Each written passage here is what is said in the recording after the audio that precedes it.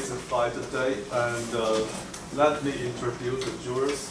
My name is Typt from National Taiwan University, Normal University. And this is Professor Zhuang Zihong from National Radiation Research Center, and Professor Xu Fangqi from National United University, and Professor Guo Zhelai from Senior Sinica, and finally Professor Wu Wenjun from National Taiwan Normal University. So before we get started, I'll invite each team captain to introduce their team members. Let's start from Team Waker. Good morning, judges and opponents. We're Waker from Taipei Weigao Senior High School, and starting from far left, we have Yang Chenqian, and we have Liao Junrui, we have Zheng Naiyang, and I'm Cai Renqi, and we have Zhang Naixin. Thank you. Thank you. And what's your team? And Waku. Okay. Hello everyone. We are Team Waku. We are from Qingxin High School. And my name is Huang Hongxing. 然后谢长兴，然后袁一婷从王玉恒介绍。Thank you. And finally, in Elsa. Okay, please introduce your team members. Hello, I'm Jason of the competitor and the leader of the sector. My name is Hou Pingxue, and she is Liang Yi, Wu Yizhen, Zhang Pingxian, and Wu Wanqi. Okay, now the opponent, please challenge the reporter from. You have 1 minute to prepare.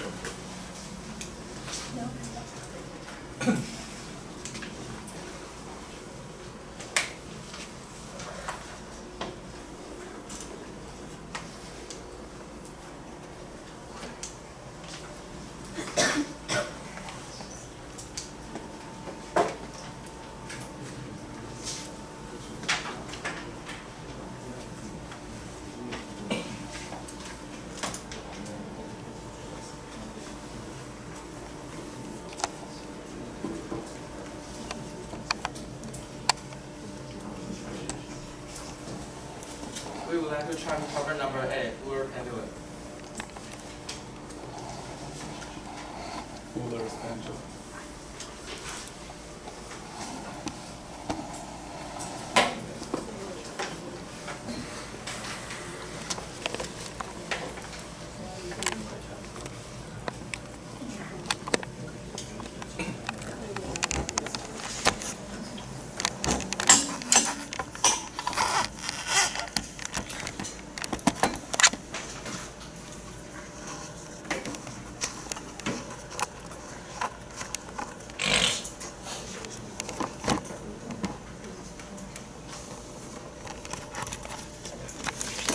The reporter accepts the challenge. Okay. Then reporter will have 5 minutes to prepare your report.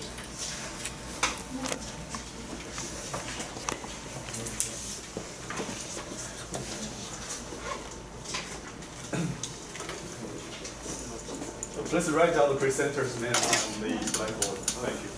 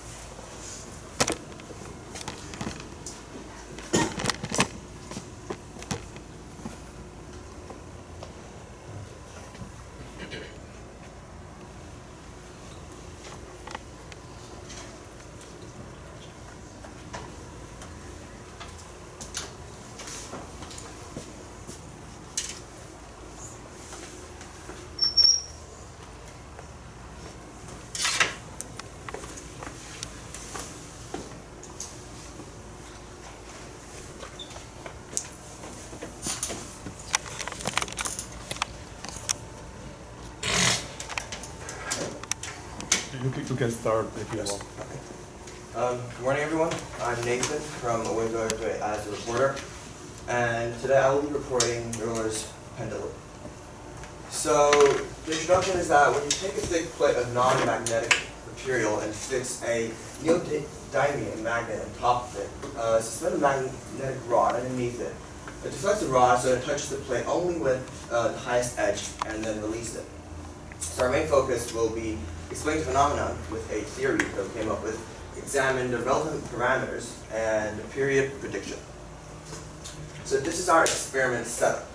So I used a hard writing mat, put it on top of a chair here, and then I used tracker. I used a camera at the bottom and used tracker to track its motion. So relevant parameters will be three major ones. First is the thickness of the surface, magnetic dipole moment, and the number of magnets, which affects the length, mass, and most importantly, the moment of inertia. So the phenomenon is the rod will perform a pendulum-like motion, and period is affected by the magnetic force caused by the top magnet, and then it will cause deviation in period from normal pendulum, and there is significant damping in the amplitude. So the theory comes up with two sub-theories. The first one is large angle pendulum. So in the normal torque, we can see it's force times arm, and then with simple integrals and algebraic manipulation, we can come up with its angular velocity with a integral equation. After integral equation and more manipulation, I can come up with the period, which is stated here, 1/4 of the period, because I only want to see it come from the highest edge to the middle line, central line. So after more, in using elliptic integral of the first kind, which is a formula that can be used online, we can find its whole period here, and then through its initial condition here, with a initial angle of half of pi, which is 90 degrees, the estimated period is 0.48 seconds. And the second sub-theory would be the magnetic force. Now there are several magnetic models out there. The one we chose is, the one we came up with is this one, with the limitation of when the distance between two magnets is smaller than the breadth of the magnet. So we came up with the gradient of dipole moment times the magnetic force. And then through our own theory, we came up with this model, and then we put the model inside the torque, as a torque. So this would be the graph that we, theory that we use to graph in MATLAB, which you can see the period here. So the magnetic force, how we measure the magnetic dipole is through this equation here, and the most important thing we need to know is this. So we need the height of it, an original, the height between the magnet and then our sensor, and then using Excel and several experiments, we can find that there is a trend line here. And through this trend line, we found each magnet's magnetic dipole. So this is our default experiment in our relative parameters, and these are the initial parameters. Sorry. So the first, the estimated time came out with 0.296 seconds. The experiment time came out with 0.287 seconds as its period. The second is the radius of the rod. So as you can see here, we have here. Okay, here, right, 0.008. Now, at the default, we can see that the estimated period here is 0.296 seconds. However, as we increase the radius of the rod, the period increases. So we can come back to the, we can come back to the theory here, and we can see that the radius of the rod, which is this, affects the period as positively. And the next is the number of magnets, which is the rod, which affects the moment of inertia and also the magnetic dipole, as we see the connection of the magnets as a huge rod. So also we can see that there is a bigger period here. Now we took out the moment of inertia as a factor here because we also did experiments where we added the same amount of non-magnetic material to simulate if we had the same moment of inertia but with a different magnetic dipole. And we changed the number of magnets on the top of the writing mat. As you can see, the period actually decreased. So this is the movement of the bottom rod. When we took the picture from the bottom, we can see it's the turning of the x-axis. And also the last is the thickness of the surface. Now the thickness of the surface affects our magnetic model by to the power of -4, as we put in the theory here. So here there are two r's, which is a vector here, and then we can cancel that out. Times its torque would be the -4, power of -4. So that would affect the period as well. So now further discussion we want to introduce in this topic is the decrease in its amplitude, which is caused by significant damping. So there are possible factors here. First one is inelastic collision when it makes contact with the surface. As you can see here, it comes back and forth. Whenever it comes back and forth, there is an elastic collision since it is not a rigid body. And second is this possible slipping with respect to the surface. So we all know that we fixed the top magnet here. We fixed it. But when it comes to friction here, there might still be rolling as it comes from one axis, from one side of the x-axis to the other side of the x-axis. But also there might be sliding as well. So we count that as a factor of damping. The third one is the magnetic force decreasing the amplitude during each oscillation. Since when it goes from one to the highest angle to the midline, it attracts the magnetic rod, and then it goes by power of 4 since the distance between the two magnets decrease. However, when it goes to the other side of the oscillation, it also pulls it. So therefore, there is significant damping when it comes to magnetic force. And another discussion we would like to bring out in this topic is the switching of axes. So there are a few possible factors. The first one is initial angular momentum. Since we use our hands to release it, there might be small friction between our hands and the magnetic rod. So there might be a small angular momentum when we first release it. So the motion would move along the edge of the magnetic rod, as you see here. And then there might be a few different kinds of motion. One is when it moves in a the shape of the petal of flowers. The second one is it might move in a conical motion. And thank you. That would be the end of the talk. Okay, opponent, please ask questions. Okay, so for the first question I would like to ask, what kind of force will provide the centrifugal force when the magnet is doing the rotational motion? Do you mean the conical rotation or the oscillation? The rotation motion. What kind of force will provide centrifugal force? So, when it is rotating? The magnetic force. Like this. Like this. Okay, well, centrifugal force will come from its initial angular momentum and also the magnet when it pulls and increases. Okay. So for the next question, I would like to ask, what kind of friction will act on the magnets? You mean the magnet and the writing mat? The magnets and your plates in your experiments. Okay. So there might be kinetic and static. Okay. So for the next question, will the friction be affected by the normal force of your magnets? Yes. Well, okay. So does the pendulum will rotate itself? Like when it is even swinging or rotating, it will like this is a magnet and it will rotate like itself like this. Will it rotate by itself? Yeah, as I said, there might be an initial angular momentum. So when you release it, it changes the axis. However, when it changes the axis, the own rod turns as well. Okay. For the next question, I would like to ask: can you preliminarily predict that if there's no gravity, how will the duration of the rotation will be longer or shorter? It will be longer. Okay. So how can you control your releasing angular velocity? So we we just added that as a factor and we use tracker to run its. Okay, so for the next question, I would like to ask you, you change the length of the rod in your experiment, so you want to fix the magnetic force, right? Correct. Okay, opponent, you have 3 minutes to prepare your presentation.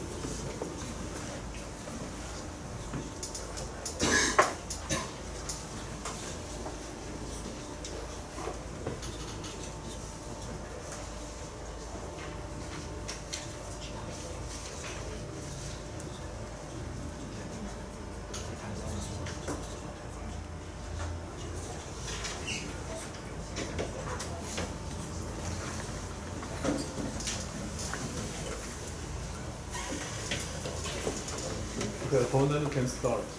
Hello, I'm Louis and fellow competitors. I'm the opponent from Typt here, and today I'm going to oppose opponent number 8, all else can do. And here's the problem statement. Take a thick plate of non-magnetic material and fix neodymium magnets on top of it. Suspend the magnetic rod, which can be assembled from cylindrical neodymium magnets. Underneath it, deflect the rod so that it touches the plate only with highest edge and release it. Study the motion of such a pendulum under various conditions. And the opponent would like to focus on how will the force acting on the pendulum and affect the motion, and also how do different parameters affect the motion of the pendulum in the discussion part. And here's a reporter outline. In the preliminary experiment part, the reporter has used their camera and tracker to analyze their experiment and their motion of the pendulum. And in the theory part, they have mentioned about the large angle pendulum, which has shown in their video, and also the elliptic integral of the first kind of the pendulum, and also the period of the experiment, and also they analyze they consider the magnetic force in their theory. And in the experiment and analysis parts, they use thickness of the surface to be their parameters, and also the radius of the rod and the numbers of the magnets, and they also discuss about the decrease in the magnitude. And here's the pros and cons of the reporter. they will analyze the definition of rotating process. However, they have lack of definition of the motion of the pendulum. They also have the phenomenological explanation, and they will identify the phenomenon of detailed theoretical deviation. But they have unstable releasing method, like they use their hand to release the pendulum in their acceleration video, and also they have some important factors that are missed in their big part. And also they can't predict the motion of the pendulum, and also they can't control the variables like the number of the magnets. And in the discussion part, the opponent will like to discuss.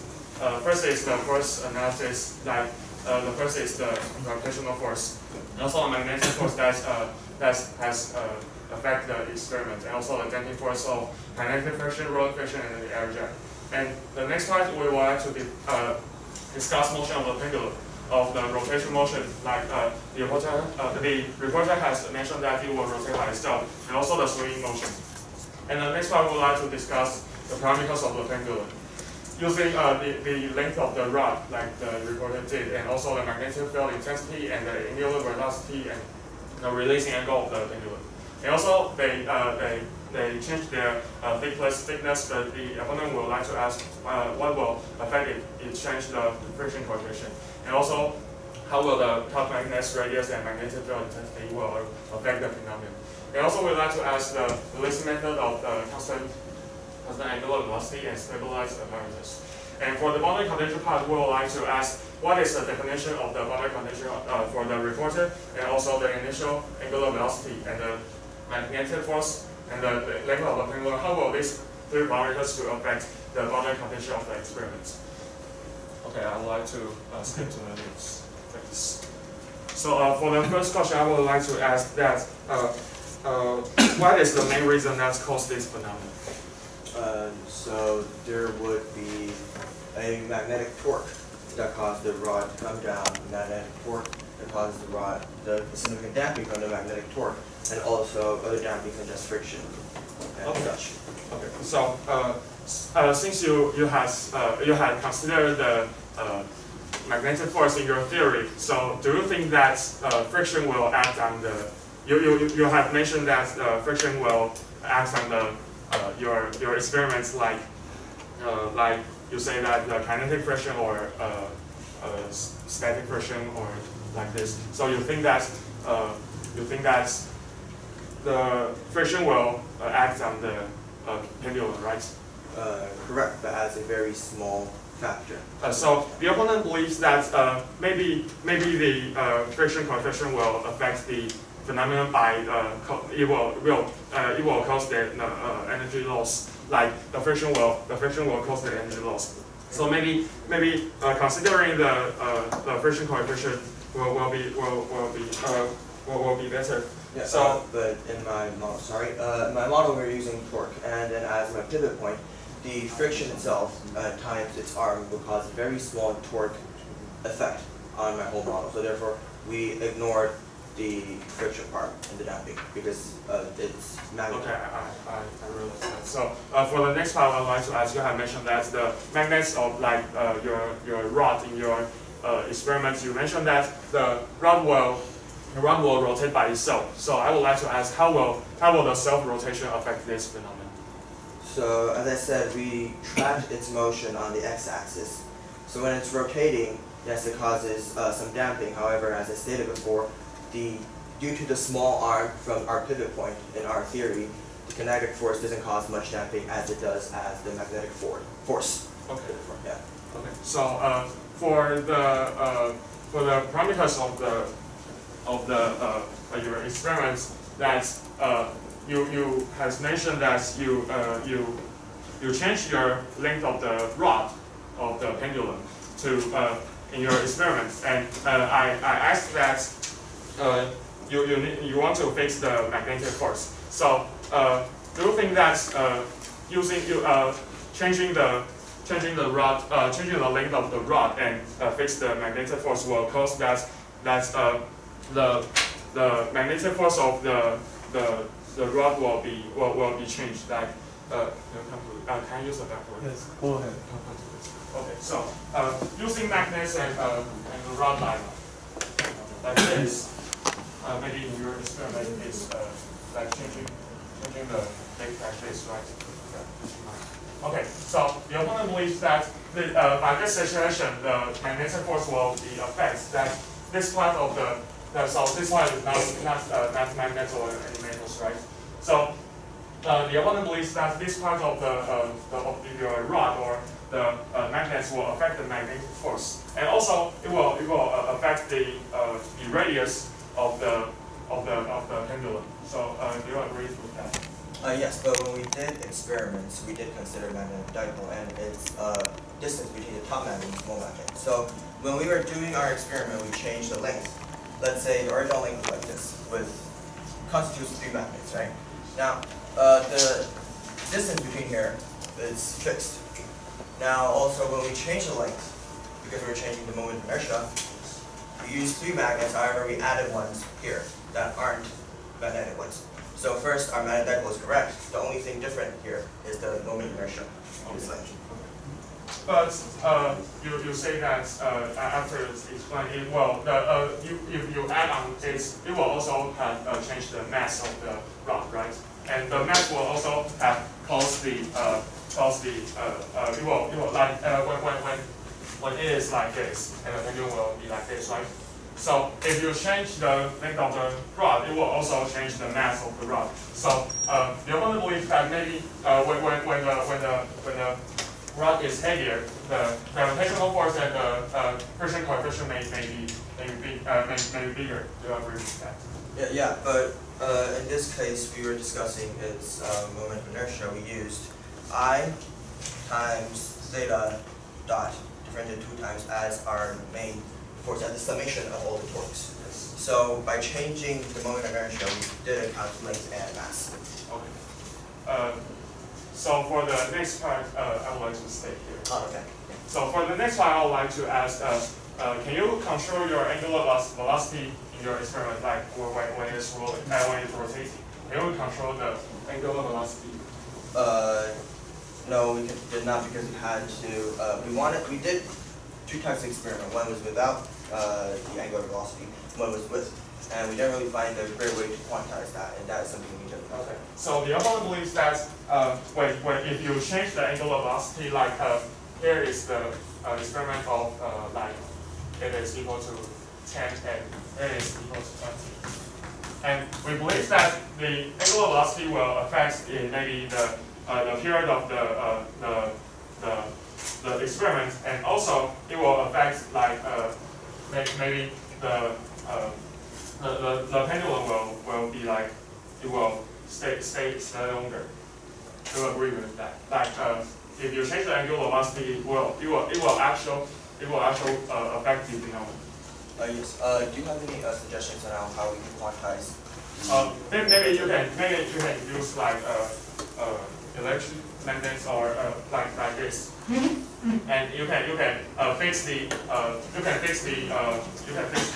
magnets on it, and when the plate is rotating, it will have fix the initial angular velocity, so you can control it in the experiment. The main thing here we're talking about is its own rotation at its beginning. Do you have any suggestions on how we quantize its you mean rotation is rotates itself or rotate like this? Rotates itself, sorry. My bad on communication. So my angular velocity makes the angular velocity of like this thing. Yeah, yes. Okay, so the next part I would like to ask, you have changed the thickness of your plate in your experiment in order to change the magnetic force here. So I was asked how will it affect the phenomenon if you change the friction of the plate? The friction of the plate. Yes. So I said because of the closeness of the pivot point, the magnitude of the arm of the friction torque, we excluded that in our theory since of its small magnitude in the effect of our model. Okay, so for the next part, in your observation video, you have shown that you release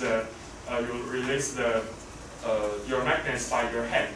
Correct. So I would like to ask that can you can you control your maybe you say that you didn't control the angular velocity. So I would like to ask, can you control the releasing angle of it? Like, can you control the releasing angle of like this here? Can you release like here or here? We did, all of our experiments started with the highest angle, which is 90 degrees, because we knew that even if I release here with the same oscillation, period should be the same when it comes down. So the opponent believes that releasing from 90 degrees is also a way to do this experiment, but to affect this phenomenon, the opponent believes that if you change the releasing angle of the pendulum, it will affect the maybe the period of this pendulum or like here is 60 degrees, so it will affect the pendulum's radius and also the period of the pendulum. In our model here, we did state that we used it with an initial condition of pacified. Yeah, so we just put that in our theory. So through running MATLAB here. Sorry, for next part, I would like to ask, how do you define your boundary condition in your experiment? Will they have a boundary condition in your experiment? There is a boundary condition when the magnet does not stick to the top magnet. Can we draw this? We didn't really we didn't quantify this because it differs from different magnet dipoles and thickness. But one important boundary factor we realized was that if the top magnet cannot, magnetic rod cannot be attracted to the top magnet here due to its, let's say, distance, or let's say the magnetic dipole. Okay, so the opponent believes that if you have X force when you release the pendulum like this, so it will be like it will fall and it will cause a boundary condition. Yeah. Okay, thank you. Okay, opponent, please summarize the discussion. Okay, so for discussion summary, we discussed about the opponent mentioned the reporter mentioned that the magnetic torque that causes on the motion. However, the opponent believes that it's the gravitational force that affects the motion. And the next part is the reporter has a not clear answer of the defining which kind of friction will actually like is it kinetic friction or rolling friction or static friction. They didn't have a clear answer. And the opponent believes that it will be the kinetic friction that will act on the pendulum.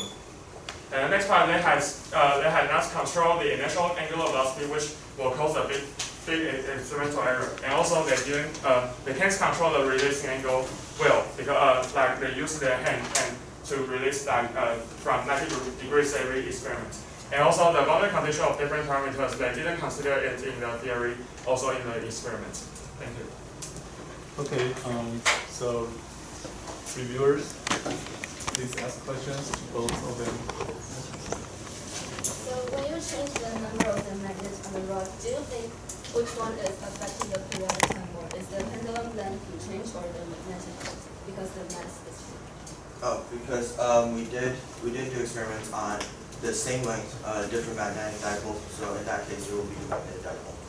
So you only focus on the periodic time in your dependent variable. Yeah, that's one thing we focus. So do you think if you can control the releasing angle, the variable only changes the periodic time? Because that is the one thing. That is how we build our model upon. So when we build our model upon period, and we change the initial angle, then yes, it affects period with respect of our model. Your question is? So do you think the variables only changes the periodic time? Nothing to do with the other, like rotation or? So we think that it will affect the motion of the pendulum. So maybe I can refer to a question again. I can answer. Okay, so the variables there only changes the periodic time, but had nothing to do with the rotation. Oh, it will affect the radius of the when it's rotating. Yes.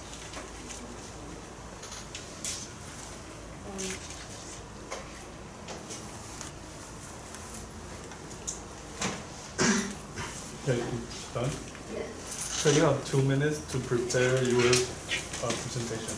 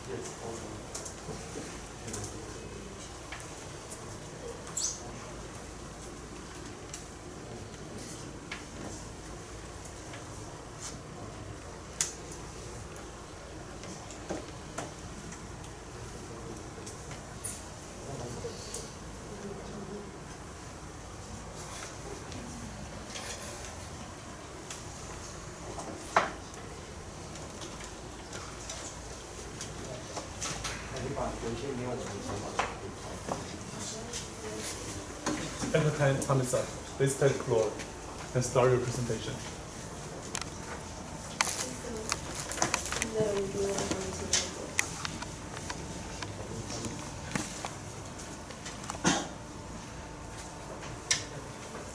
So this is a problem statement. The tests are construct a reliable experimental setup with a producible result and qualitatively and quantitatively explain the phenomenon, and also investigate the effects of the motion and experimentally verify how the variables can affect on the phenomenon. So this is the short summary of the reporter's presentation, which the experiments, the variables they have are the number of magnets, the radius of the rods, and the number of the top magnets, and also the thickness of the surface. So for the short question, the opponent asked that what is the main reason that causes this phenomenon, and the reporter answered that it's the magnetic torch, and the opponent asked that does the friction act on the pendulum, and the reporter said yes, but it's a small part. So these are the pros and cons of the reporter, which the theory, they have prepared a lot of calculations, and the experiment, they make predictions before experimenting, and they have checked by the experiment, and also they consider many variables. And also the structure has a clearly definition. But the cons are maybe the order of the PowerPoints that the reporter wants to mention can be in a order, and also its lack of definition of the motion of the pendulum by the rotation, because it only discusses the periodic time. And these are the pros and cons of the opponent. So the pros are that the opponent explained the problem by the hand gesture and has given some advice of how to release the rod. And also they considered many possible variables that may affect the phenomenon that the reporter didn't mention about. And these are the proofs that raised by the opponent. So they said that if there is no gravity, what will happen, and how are the first influence in motion? So the reporter's response is that the periodic time will be longer. So, yeah. And the opponent asked that the length of the magnet may affect the magnetic force. So the reporter's response is that they add some material without the magnet in the middle, so they can only change the length but without changing the magnetic force of the rod. And also, the opponent adds that the friction causes the energy loss. And the reporter's answer is that it's a small factor, so they ignore it. So we agree with the opponent because the friction may cause the energy loss, and it should be considered in some ways. Okay, so, and the opponent asks that, how can you control the releasing angle? And the reporter's response is that they start in 90 degrees on the surface. And so we partially agree with the reporter because they control the steady angle. But the plate might is going to force. And our thought is that maybe we can use a non-magnetic ruler to control the angle, but rather than using your hands because it may cause less rotating force. Yeah.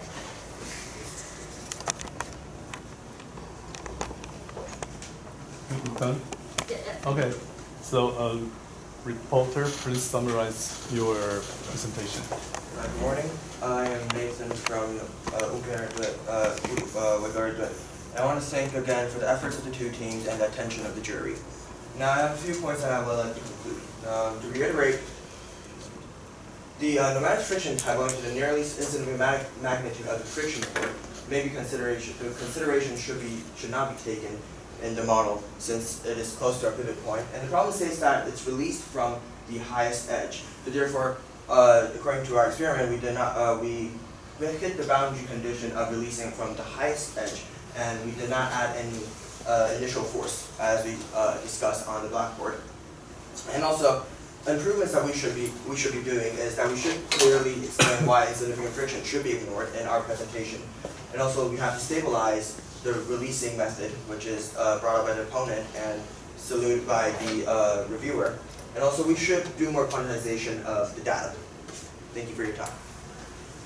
Thank you. So now it's time for the questions from the jury. Anyone want to ask questions? Anyone?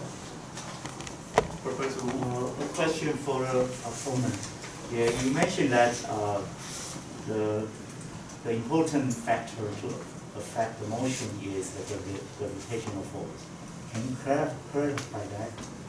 Yeah. So when the phenomenon is happening, the pendulum will act like this, right? So it will act like this, or even though it's swinging or rotating. So the gravitational force will cause the energy loss when it will cause the energy loss from the kinetic energy.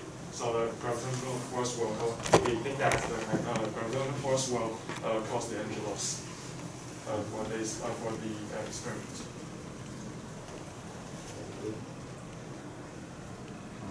Any more questions? Yeah, I have a question for the opponent. You mentioned the self-rotation along the long lenses. Why do you think that's a big concern? When the phenomenon is happening, the magnets, the rod will have self-rotating, and the self-rotating may cause will have rolling friction. And it will also cause energy loss, so we think that it should be considered. Okay, I have a question for the opponent first. You mentioned friction many times, right? You think friction will cause energy dissipation and slow down the pendulum. Yes. So, in which part you think the friction should be very significant from the motion? Which part? How the friction will affect? When in the swinging motion, the pendulum will act like this, and we think that when it's swing motion, it will move from this part to this part, and when it moves from this part to this part, it will have a force from like in this direction. So the friction the friction will be most significant with this part when you want to. So for the reporter, you mentioned that when you observe the phenomenon, the rod actually sliding a little bit, right? Correct. In that case, this friction has to be taken into account. No, because in our that affects displacement, right? However, with the period. When there's a displacement between two objects, there's a relative motion, and there will be friction, right? Yes, correct. There will be friction. Yeah. However, we still did not put that in our model because we discussed about the torque. Okay, thank you. How do you think, the reviewer? I think the friction affects the periodic, didn't affect the periodic time because it only changes the energy decay, Okay. but didn't change the. Okay, thank you. Yeah. So any more questions from the jury? I have a question for the report. I mean, you admit that you did not put the friction in your presentation. You argue it's small. Right. So my question is, in your experimental data, I mean, do you think you have adequate data to support your claim that this friction is negligible? We did not put all of our experiments, like every one of them, on here. Okay. However, we did run different types of initial angles and different types of initial conditions, and we put it to the test and then the theory, and we found out without friction in our model, it still fits with a slight bit of error. My question is, can you roughly quantify, right? Oh. The reason you can ignore is 5%, 10%? We had a rough 5% error.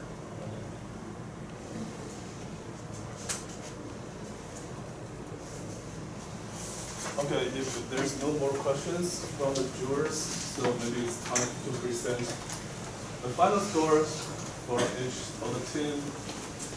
Let me know if you are ready. I know it's a tough decision.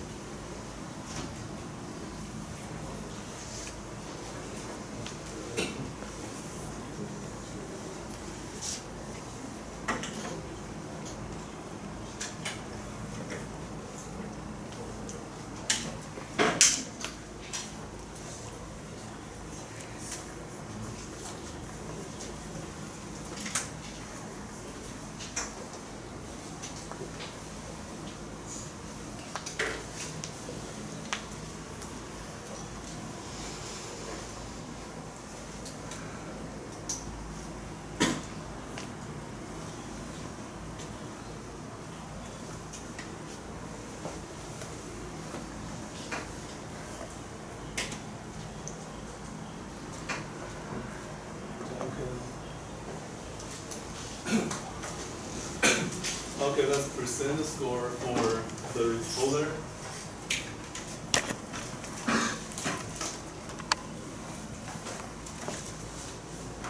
Six, 7, 6, 8, and 7. Now for the opponent. 6, 7, 7, 8 is 7. And for the reviewer,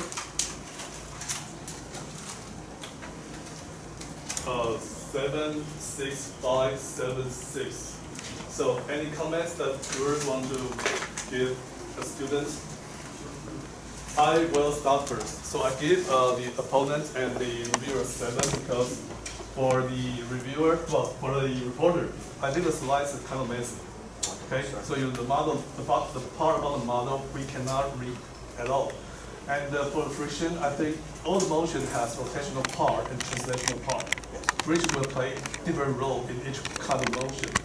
if there's a sliding, there should be friction. Otherwise, it will stop, right? Yeah. And for the opponent, you mentioned friction many times, but you never focus on the main point of this parameter. If we can dig deeper into it, I'll give you higher marks than you two. Thank you. Okay. And anyone want to comment? All three teams did a reasonably good job. Yeah, especially for reporter and opponent. Yeah, it's better to have more quantitative areas. Okay, because this is a complicated problem. Okay, you can pick up some factor and be more quantitative. That would be better. Thank you. Thank you. Okay, maybe there's some suggestion on reporters' slides. There's some variables that you didn't put the unit, for example, the mass or the length. Thank you. Okay, if no more comments from the jurors, we have just conclude the first section of this fight. Let's take 10 minutes break. 10, 15? Okay, 15 minutes break. We'll come back in 15 minutes. Opponent, please challenge the reporter for the problem. You have 1 minute to prepare.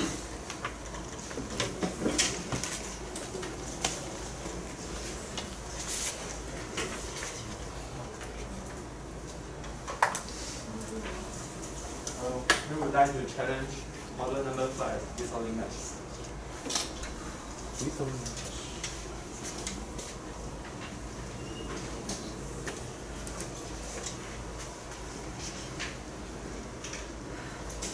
Do you accept or reject?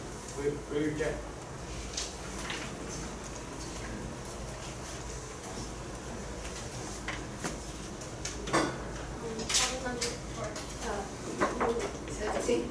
Pancake rotation.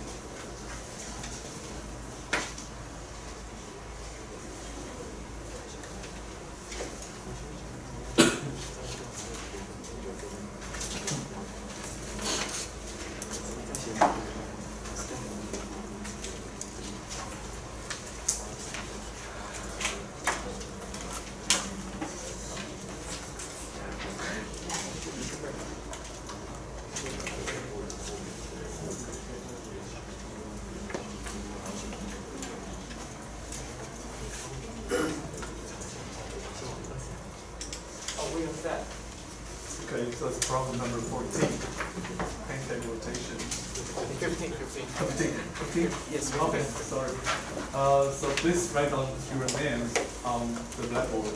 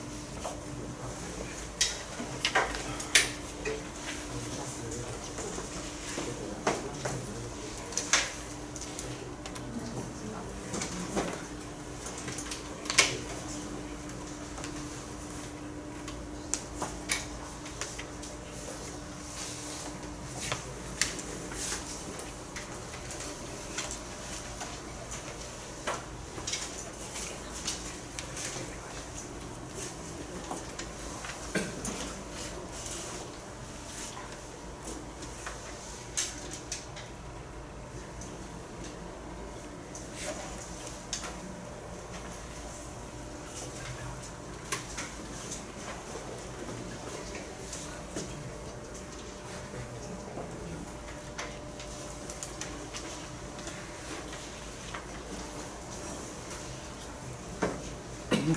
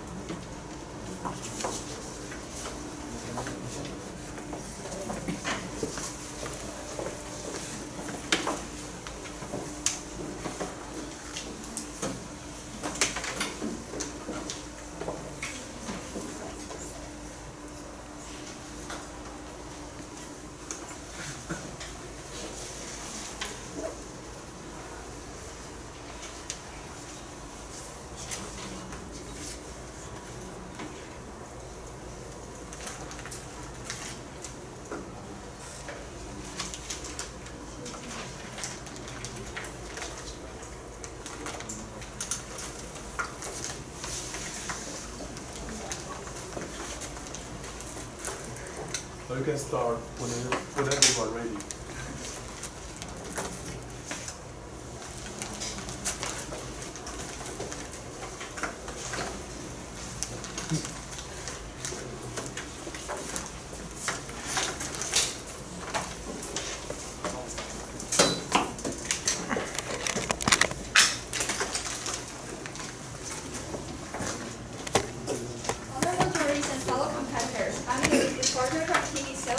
Reporting problem number 15, interpretation. So here's the problem statement. Place a few balls in a round container. If you move the container around the vertical axis, the ball can move co-directionally with the movement of the container, or they can move in the opposite direction. Explain this phenomenon and investigate how the direction of movement depends on relevant parameters. According to the problem statement, a reporter believes that we should mainly focus on why did the ball move in the opposite direction, and the critical packing density that leads the ball to move in the opposite direction, and also how different parameters will affect that leads the ball to move in the opposite direction. So here's the outline of my report. First, in the preliminary experience, I will show my setup and also the observation video, and also gave the phenomenon explanation. And next, for the quantitative model, we have the collision and also friction. In the experiments, we have parameters about the rotation frequency of the container, the friction coefficient of balls, and friction coefficient of the container, and also the transitional time, and finally the conclusion. Preliminary experiments. So first, this is our experimental setup. So the circle, the downward circle, it can drive the upper circle to rotate, and then we place the container on the upper circle, which can make the container move counterclockwise. So we define that the opposite direction is clockwise. So this is the observation video. So we can divide it into the lower packing density and the higher packing density. So we can see that the balls in the lower packing density move in the same direction with the storing table, since we move the container counterclockwise. And then with the higher packing density, the balls can move in the opposite direction with the storing table, and then will be clockwise. So here is the phenomenon explanation about why it will counter-rotate.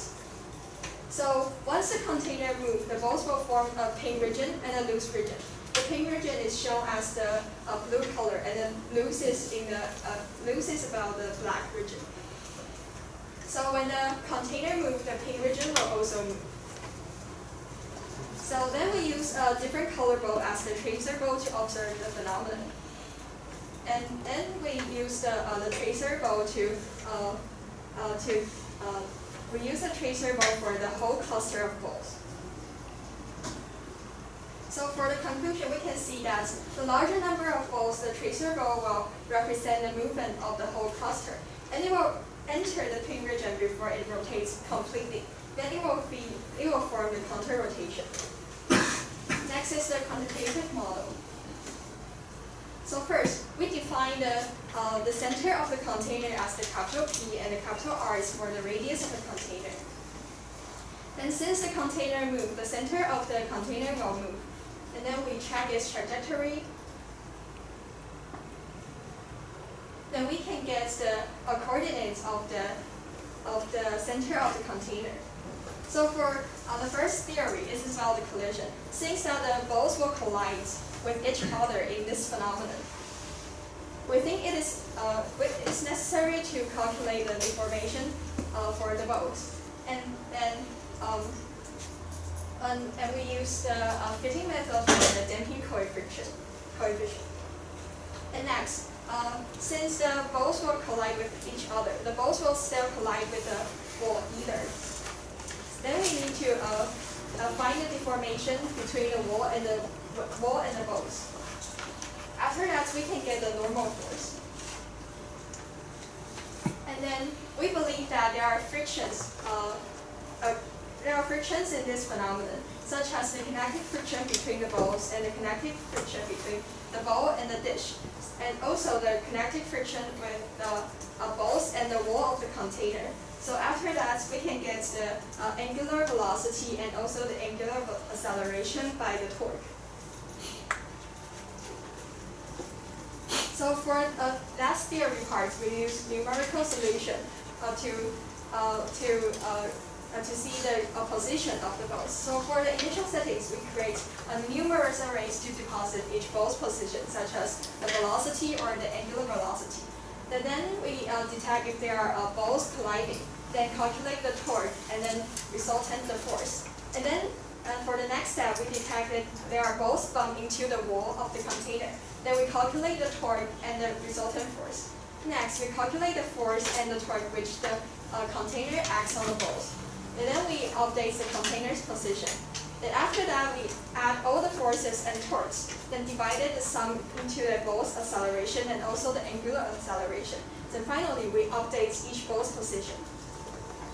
And for the experiment part, so before each parameters, we need to define we need to have the definition of the counter rotation and also the rotation. So we define that the counter rotation or rotation is when the theta angle is bigger than 5 degrees, and if the theta angle is smaller than 5 degrees, we define that it as a stuck state.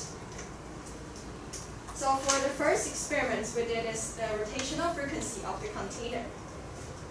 So since we believe that the pin region is a critical condition for the counter rotation, so when the rotational frequency of the container is bigger, we will need a larger number of balls to form a pin region, which will lead to the counter rotation.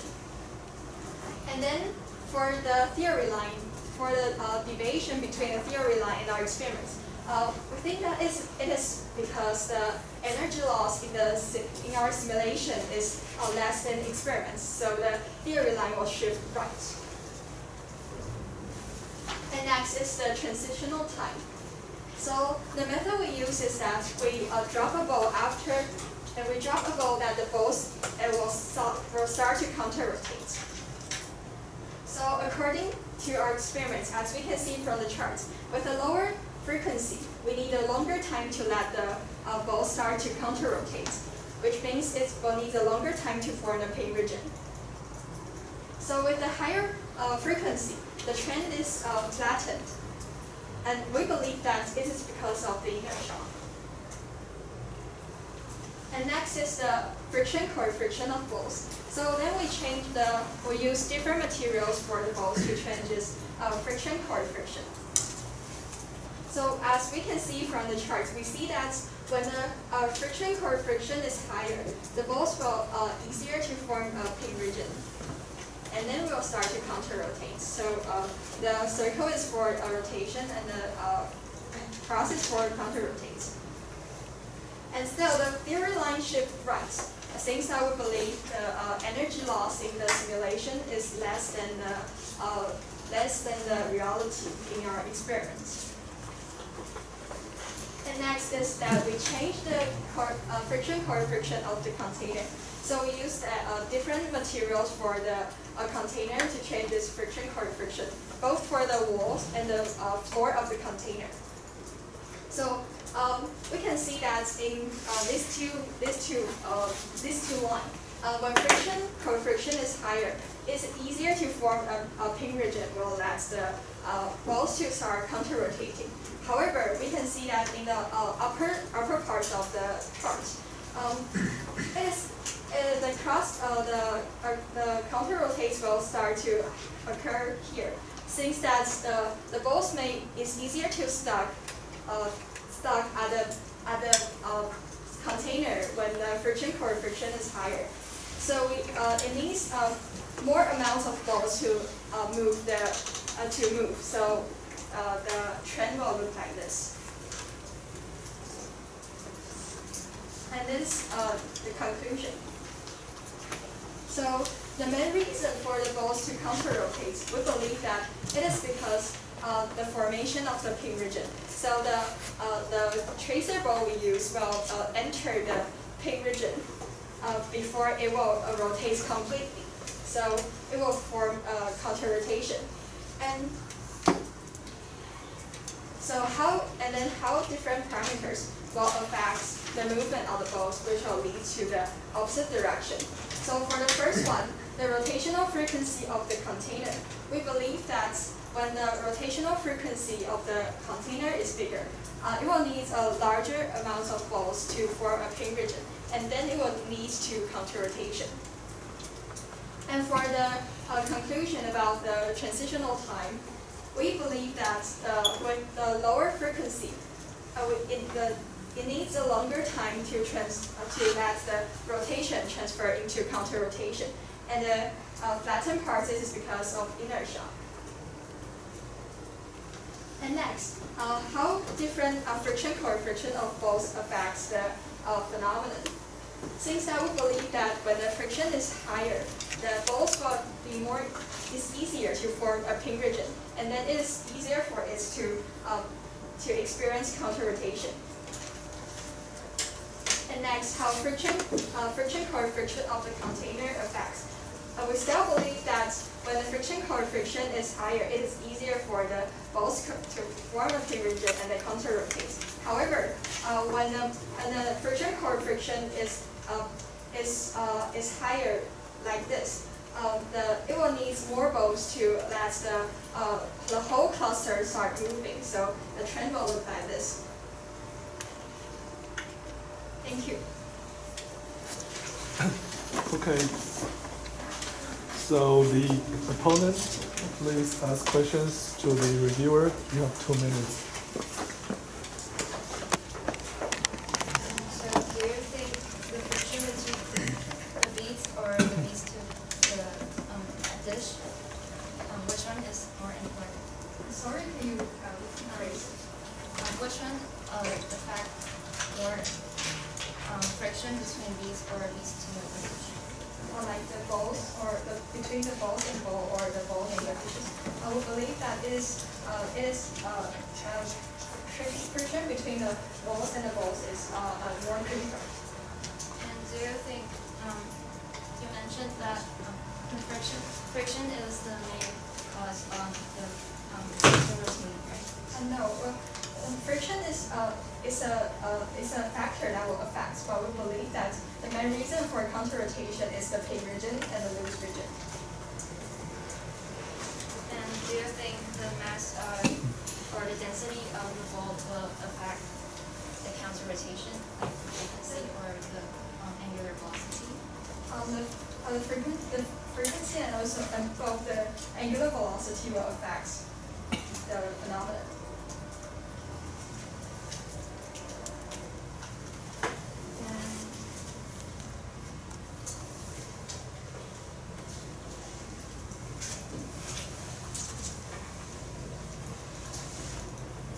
Do you think how we rotate from like this, and I see what your video is like this, and so will it cause like different movement of the balls? So according to our setup, we use sit-ups. So according to our setup, the circle in the bottom would move counterclockwise, and then it will drop. The time's up. Opponent, you have 3 minutes to prepare your presentation.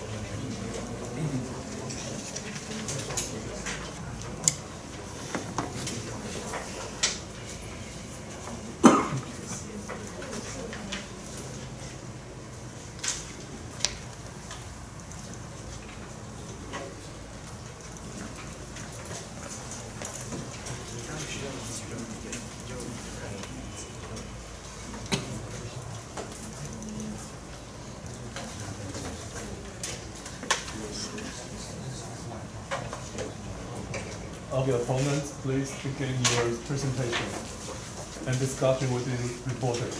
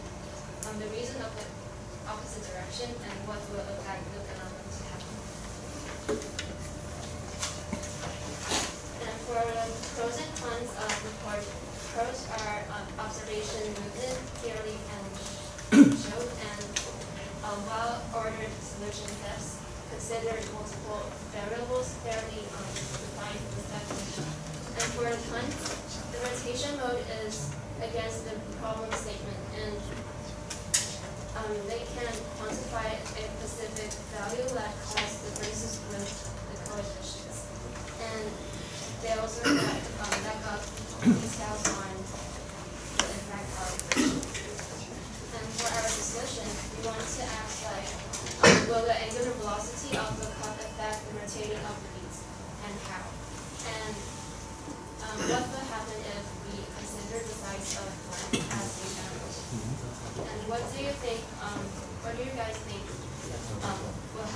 you mix different size. You mix different size or mass of these to rotate. And which affects more, different material of the cup or the density. And we also want to act like quantifying the value when the packing density is higher or lower.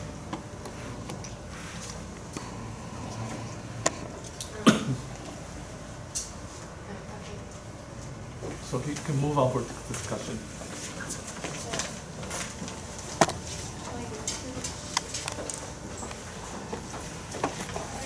How you see your experiment setup is like you have a motor on this and there's a dish on here. Yes. And you rotate on here. And so the cup of the dish will go like so it will go like this and this is the same point here and it will go like this. But however we saw the video from what they did, they said we use the hand to like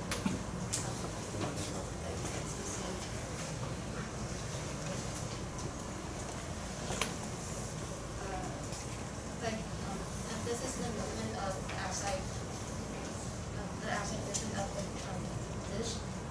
It will go like we rotate here and we then move the dish itself. So how do you think it is different? How it will cause that rotation? So this is the container. So for the setup, there on the circle it is down and then the container is like this. We place the container on the upper circle, and we ensure that the omega, the angular velocity of the downward circle and upper circle is opposite. Like if this is we ensure that the angular velocity is opposite, so that there is no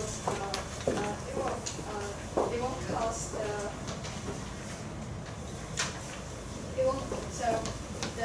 when the downward circle move like this, and it will drive the upper circle, and then we can move the container. So do you mean like using hand or? I mean, like if you use the rotor to like going here, if this is the same point, and if the container going from here, it rotates, right? Yes, it rotates itself. But I mean, like we only rotate the movement at the outside movement of the container. So like from here it is the same point from here, and so when it goes here, the same point here. Oh, sorry, let me correct. So when the downward circle will drive the upper circle, so it will just driving its move this way. So it won't rotate itself. Like it just move counterclockwise. Okay, so and one more question about the motor. So if you add more balls into the container, will the weight will increase, right? Oh yes. And so if you use the same motor, will the angular velocity of this decrease? So we use motor to ensure that we gave the constant initial angular velocity to the container, and we believe that the number of balls, the mass of the system won't affect the initial angular velocity that we use motor to give the container. We actually have this problem, so and do you think the size of ball affect the rotation or angular velocity? We believe that when the ball is bigger, it will form a bigger normal force, and will it cause counter rotation? Will it affect counter rotation? So if we use same size of container and use different size of balls, since like this one is the ball is bigger and then this one is smaller. So we believe that the main reason to form a counter rotation is that the pin region and the loose region. So since that we use a bigger ball for the experiments, then we need less number of balls to form the pin region, and so and for counter rotation. However, when we use a smaller ball, then we need a bigger amount of balls to cause counter rotation. So does the critical value of the density of the same or different? Critical value. Yeah, like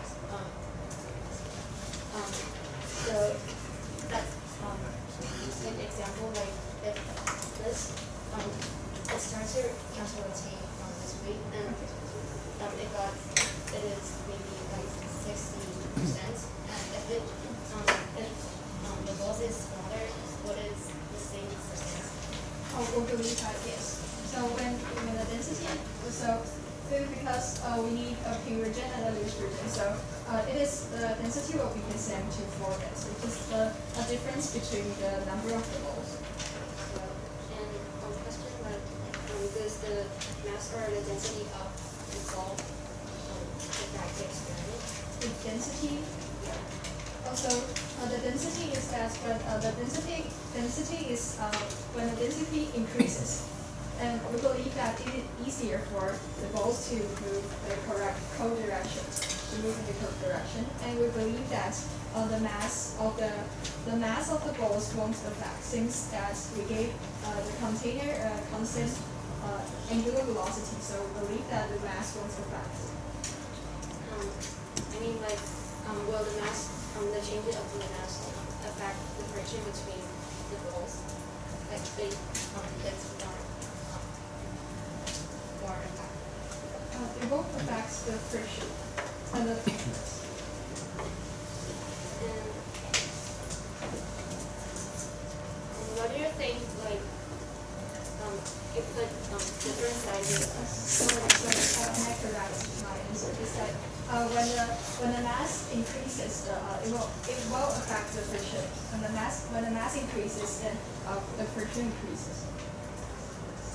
And one question, that what do you think it will be like if there's different sizes of balls?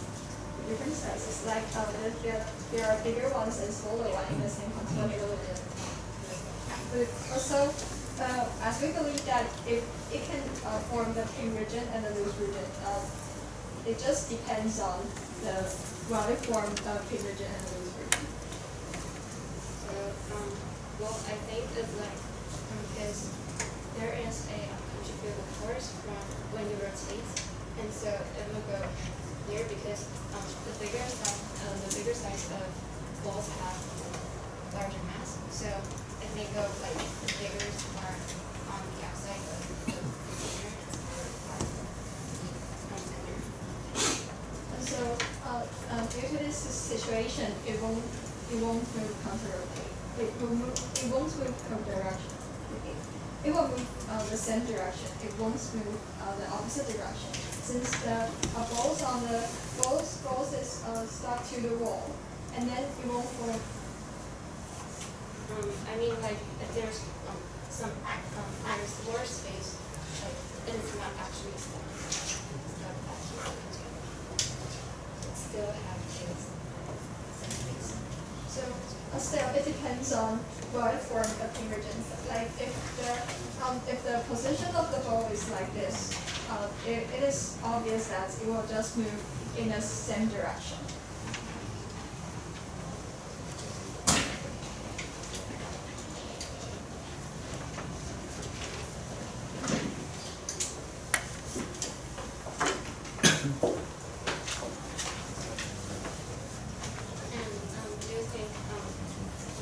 Between the balls and balls and the container and the balls to the container, which one is more important? I've answered in the short question part. I believe that is the balls between the friction between the balls and the balls is more important, since that since that the frictions between the walls and the container is just happen when the balls is here. But for friction between the balls and balls is for the whole balls in the container. How if there's no friction, no friction from the container and the balls? Will the balls still counter-rotate? Yes, I believe that it will still counter-rotate without. So when it goes like, I saw your video, like it's going here, like there is a curve here from going counter-rotation. So when it goes here, there's friction between the ball and the container, so that it can stop here and then go here. So if there's no friction, would it just go like this and go in this the same direction as S602? So do you mean that there is no friction between the ball and the wall? Yeah, I mean, if there's no friction, will it still counter-rotate? If there's no friction, I believe that when the number of balls is enough, then it will still counter-rotate.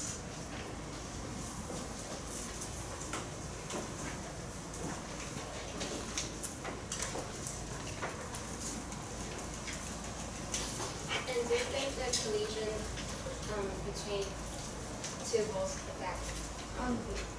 Yes, since in our theory parts we consider that there are collision between the balls and there are deformation between it. Okay, so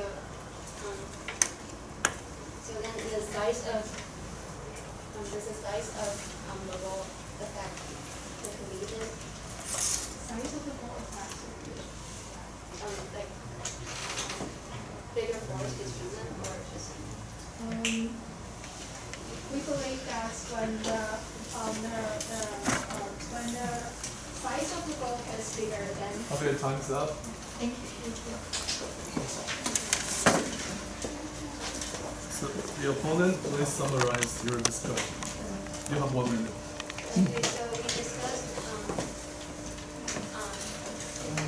discussed the friction. Which one is important? The friction or the friction between balls and balls, or the from balls and the container? Which one is more important? And they said that the friction between balls and balls affect more from the experiment. And for rotation, points are fixed while rotating. And for a motor, we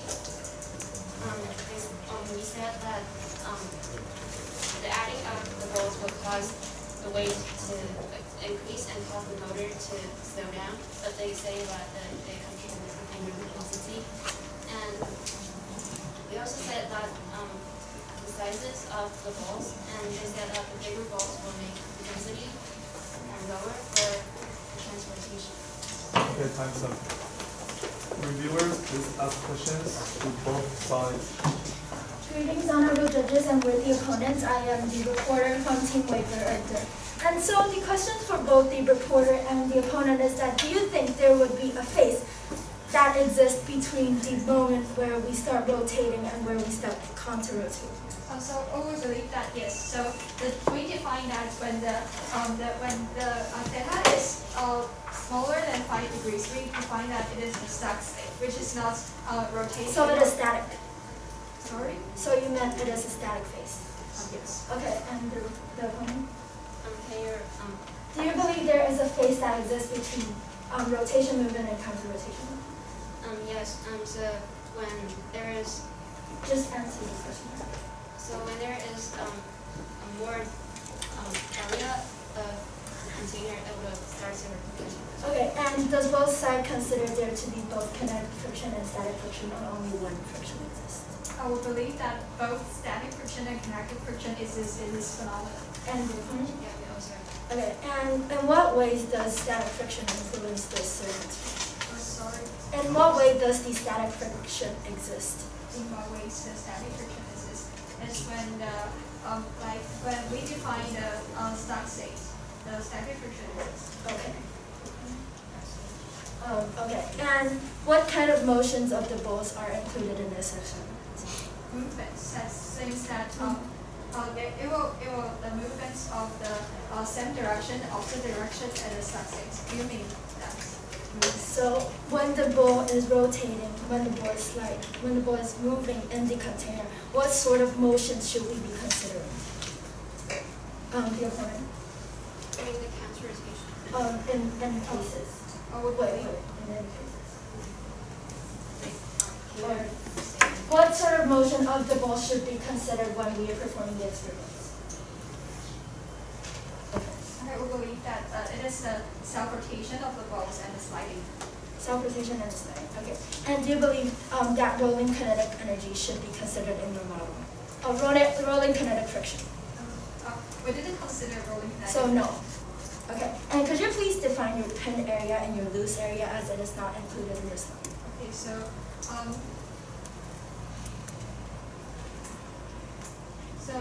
the definition of the pin region and the loose region.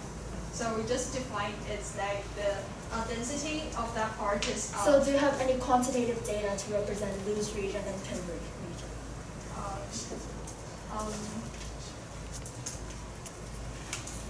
No. Okay. And to the both sides, do you think size of the ball matters? I think it doesn't really matter, but the mass will actually. Okay, time's up. Thank you. So reviewer, you have 2 minutes to prepare your final presentation.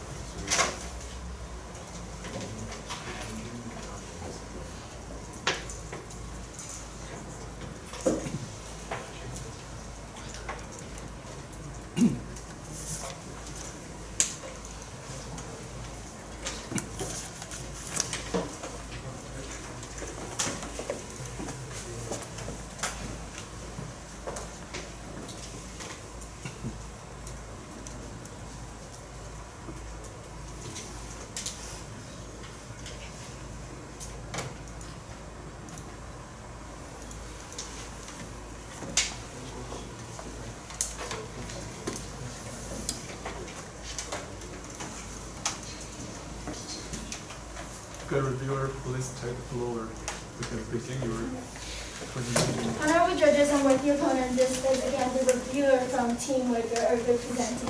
And in order to save time due to time constraint, we will skip the problem. Yet we'll again restate our team's focus on this entire experiment. So first, we believe phenomena should be explained, investigating of the relevant parameters should be included, and finally, determining the boundary condition which both sides failed to actually define. So the reporter stated their phenomenon to be where higher packing density, which was not defined, in the ball would cause counter-rotation. And the theory they included is that they believe collision and friction both take forces in this type of phenomenon. And the experiment were presented with several results. And the pros and cons of the reporter is that the pros, they provided really clear graphs in regards to the theory. They provided both collision and friction as one of their theoretical models, and they considered various parameters. However, they failed to provide a definitive answers to what I have asked during the discussion session. They failed to, they provided certain ambiguous wording to blur the focus of the entire debate. And the equations presented were not clearly defined. And for the opponent, they pointed out some flaws that existed in the reporter's report, and they provided their various insights for the entire presentation. And for the cons, during the 2-minute crossing sections, the reporter's question clearly demonstrated that they did not understand the reporter's presentation, and they spent too much time talking and discussing about irrelevant parameters, such as the size of the ball, which I will be introducing later. So the discussion one, which obviously on the board was in regards to the size of the ball and the wind influences, where the opponent questioned if the size of the ball would affect the entire phenomenon. And the reporter's answer was, the bigger the ball, the more likely it should cause counter-rotation. However, our team firmly believes that it is not the size of the ball that matters. Instead, the thing that should be mattering is the area proportional area instead of the size of the ball. Thus, focusing solely on the size of the ball would not be adequate in this debate. And the second is the effect on the mass of the ball, where the reporter answered that there would exert no effect if you change the mass of the ball.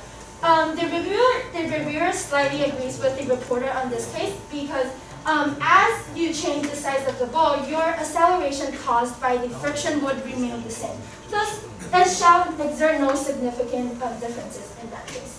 And third, during the reviewer's questioning era, I asked about whether what motions of the ball should be considered, and the reporter successfully answered that self-rotation and sliding should both be considered, which the reviewer strongly agrees with that. However, the opponent failed to answer the questions. And the last discussion brought up by the reviewer is that whether static friction should exist. And the reporter answered that static friction exists when they are in a static phase. However, and the opponent failed to actually consider the fact that static friction exists. However, the reviewer firmly believes that when the balls are in a rolling motion, static friction should be considered. And point missed by both the opponent and the reviewer is that there exists a phase between rotation and counter-rotation, which is stalling. They both focus too much on counter-rotation. And second point is that they both failed to mention the fact that both static and kinetic energy should be considered. And they both failed to, again, define the boundary condition, which is a very, very integral part of this debate. And thus, this will be my concluding remark. Thank you. Okay. So, reporter, please conclude your presentation. So here's my concluding remark. Our experiment setup matched the problem statement since that the container won't rotate itself. We use a reverse direction for the upper part circle and the downward part circle.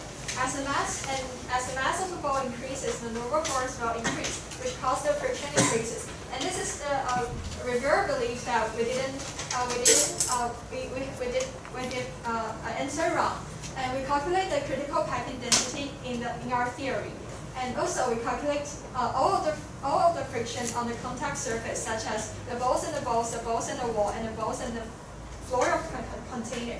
And we believe that the ping region and the loose region is the main reason for the phenomenon. And also, the amount of balls in the container will affect the angular velocity of it.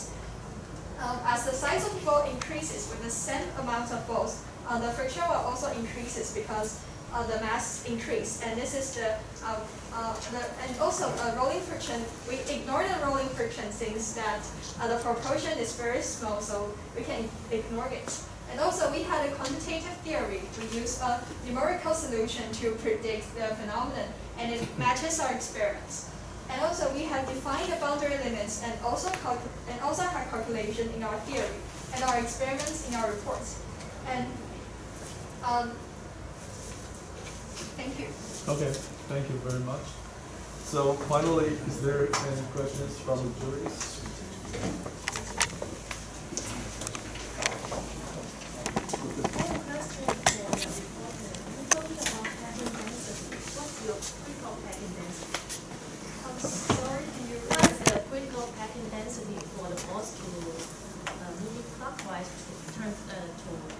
From clockwise to counterclockwise.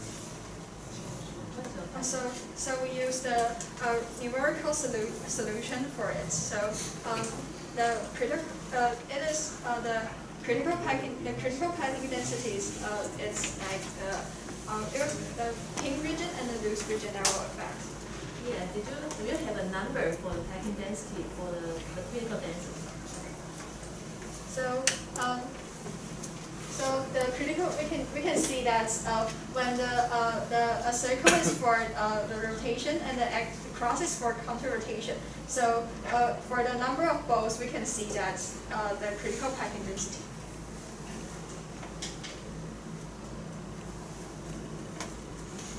Okay, then what does the critical density affected by the size of the ball or the material of the container? Yes, it is affected by both of them. What do you think? I think the size of the balls will actually affect the density percentage when it starts to counter rotate.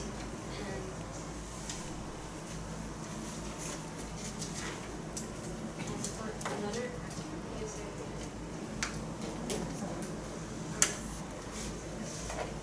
like you said, the size of balls and another thing. I mean, is the size, the critical density term will be affected by the size of the ball or the material of the container? I think they both affect, and the material of the container will affect. What do you think, reviewer? So I didn't really get what the reviewer meant by critical packing density. Yes, but in our case, the reviewer believes that what should be in the scope of this debate is the area proportional density of the marbles, so say the balls inside a container, and thus the size would definitely matter, but not that much of the material in the container. Any questions from the jurors? So for the reporter, so you mentioned that the size of the balls matters, or number of balls matters for your. Yes. Is there for your experiment support this statement? For example, if you keep the same packing density, then you change the number of balls. So we didn't have parameters about the size of balls. However, we have the parameters about the number of balls. So we believe that number of balls will affect the counter rotate while the balls move the opposite direction and the curve direction. Yeah, but this changes also the packing density. Sorry? The density of the balls. Yes. So you didn't keep the other parameters. So you can, for a review, you can comment on this. Could you probably? The packing density versus the number of balls or the size of balls. In that case, we believe that the number of balls would influence a lot more significant on the experiment results, as the number of balls actually could increase. Like, say if you have like a lot of number of balls, you could actually more significantly increase the area proportional density of the marbles inside a container. Because if you use like a larger marble, say you use a larger bowl, but with like less balls, there would exist like several tiny spaces between the balls, and thus making that area proportional density not the values that we want.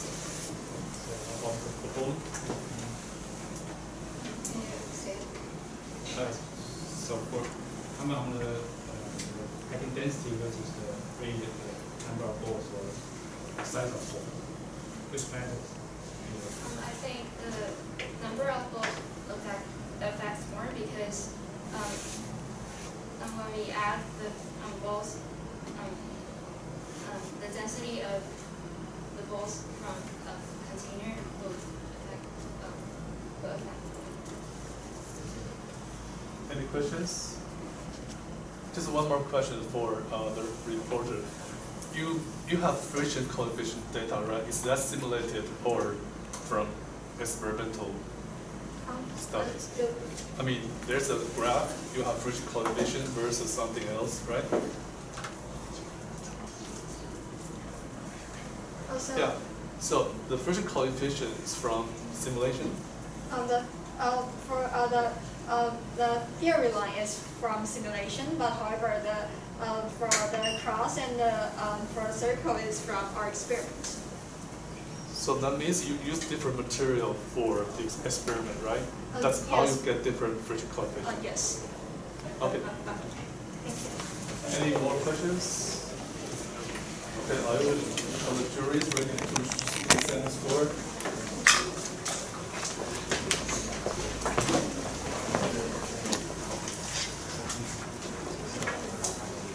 Okay, for the reporter, okay, 7, 6, 5, 6, 7, and for the opponent, we have 6, 5, 6, 5, and 5. Finally, for the reviewer, okay, 8, 7, 7, 7, and 8. So, any comments from the jurors about the scores?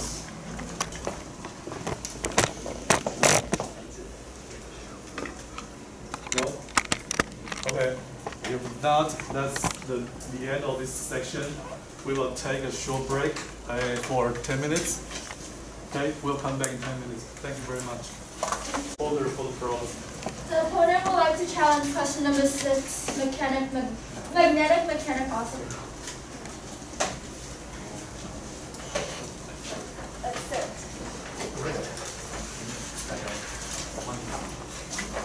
Okay, so reporter, you have 5 minutes to prepare. Then please write down your name on the blackboard. Presenter, please.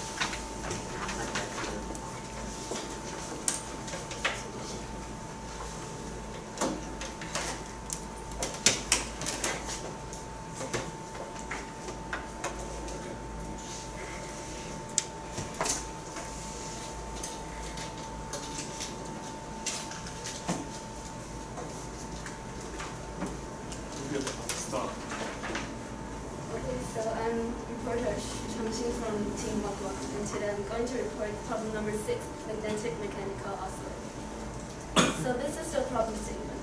And the main focus of the problem statement is the periodic time of energy transfer and also the displacement between the two identical leaf springs. So this is the outline. For the observation, I'm going to talk about the phases of movement and the prediction I made for the observation. And I'm going to talk about simple harmonic motion and coupled oscillators in my theory. And also I will talk about experiment setup, variables, data analysis, conclusion, and discussion. So this is the observation video. So we can see that when one of the rulers is oscillating, the other ruler starts to oscillate while the first ruler gradually comes to rest. And the second ruler repeated the above and comes to rest while the first one intends oscillating again. And this movement will repeat until all the energy is lost. So I draw the movement that I've observed into 8 phases of movement.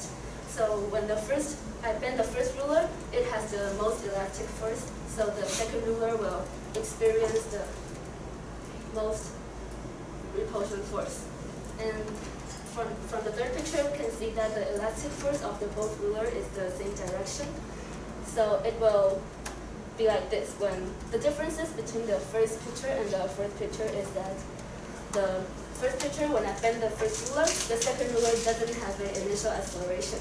But in the fourth picture, when the second ruler is bent, the first ruler has an acceleration.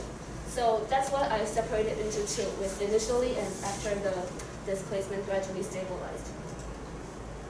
And so I found some corresponding movements in the video, which that proves my observation. And also there's the after the displacement gradually stabilized. So at this moment is that the first ruler is approximately vertical, which is similar to the initial time that I bent the first ruler, which the second ruler is vertical. So I think this is my observation of what the energy transfers from the first ruler to the second ruler. So I made a prediction about what will I see in the xt graph of one of the ruler's displacement. So we can see that there's going to be an increasing and decreasing of the ruler. And the first wave is about the elastic force and the second wave is about the magnetic force. And the index here is when the energy is decaying. So when you put the 2 rulers together, the displacement might look like this. While the red line is while the red line is one of the rulers and the green line is the other. So when one of them intends oscillating, the other one will decrease. And I choose the bending angle like fixed at the 5 degree because I want, for small deflection, I can just think of the bending as a straight line, which I can simply connect this to the F equals to kx, the simple harmonic motion. So the theory is, if we ignore the magnetic force and see the oscillation of the ruler, we can see that it's like a simple harmonic motion, which in an ideal condition, it will look like this. But if we consider the resistances, the xt graph may be in the shape of this function, which the capitalized A is the amplitude and the index is the energy decaying, and the value here is for the frequency of the wave. So before the experiment, I calculated the spring constant of my ruler, and I found out that the value is about 16.43 for the K value. And also we can see that from the displacement here to 5 cm, it's about a straight line, but after 5 cm is about to have, it has a curved line. So that's why I choose 5 degrees for my bending angle, because after 5 centimeters for the length of the ruler is about 45 centimeters. So after I bend over 5 cm, it's over 5 degrees. And also I want to prove that the magnetic force of the magnets that I use is actually, the force is actually inverse proportional to the square of the distance. So I've made an experiment that I use different distance from the magnet and measure the force of them. So I got this graph, and we can see that the value here is -2, which is similar as our thoughts.